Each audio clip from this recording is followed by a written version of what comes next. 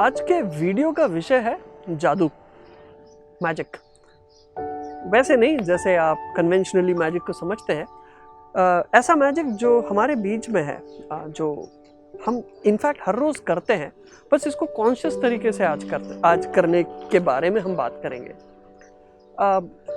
कई बार होता होगा कि बच्चा आपका जब सवेरे उठता है तो आप चाहते हैं कि वो किसी एक फ्रेम ऑफ माइंड में उठे या किसी एक फ्रेम ऑफ माइंड में रहे।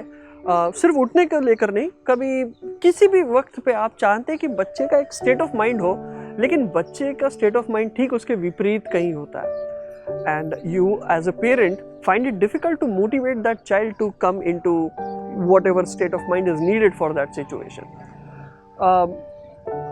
मैं एक आपको एनालॉजी देता हूँ। क्या आपके साथ कभी ये हुआ है कि आपने कोई गाना सुना, कोई गाना आपको सुनाई दे रहा है और वो गाना आपने किसी दौर में, स्कूल कॉलेज या किसी वक्त में आपने कई बार वो गाना सुना, किसी एक ग्रुप के साथ, किसी एक विशेष सेटिंग में आपने वो गाना कई बार सुना था, और आज आपको वो गाना सुन के अचानक से वो स्टेट ऑफ माइंड, वो मेमोरीज वापस उजागर होती है।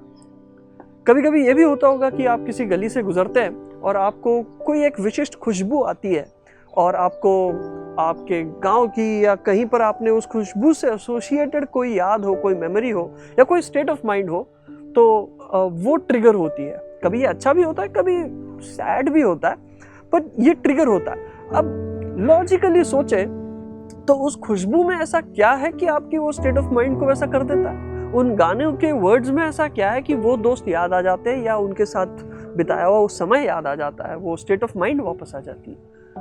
इनमें से किसी चीज में ऐसा कुछ नहीं है, लेकिन ये चीज हमारे अंदर के एक इमोशन को, हमारे ब्रेन के, हमारे माइंड के अंदर एक इमोशन को या एक स्टेट ऑफ माइंड को ट्रिगर करती है। इन ट्रिगर्स को टेक्निकल लैंग्वेज में हम कहते हैं एंकर्स।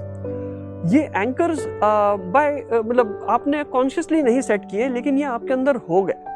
आपने अगर कुछ क्रिकेटर्स को देखा होगा, स्पोर्ट्स पर्सन को अक्सर आपने देखा होगा कि वो कुछ एक मतलब कुछ क्रिकेटर्स तो होते हैं कि हर बॉल फेस करने से पहले या हर बॉल डिलीवर करने के पहले एक विशिष्ट टाइप की एक्शन करते हैं या कुछ जेस्चर करते हैं।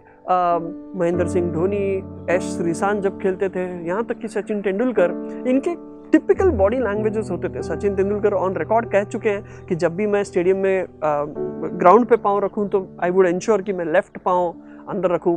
हम इसको सुपरस्टिशन से जोड़ते हैं। सुपरस्टिशन और no superstition, the point is, ऐसा करने से एक स्टेट ऑफ माइंड जो उन्होंने एसोसिएट की है, वो उसी स्टेट ऑफ माइंड को ऑन डिमांड ट्रिगर करते हैं।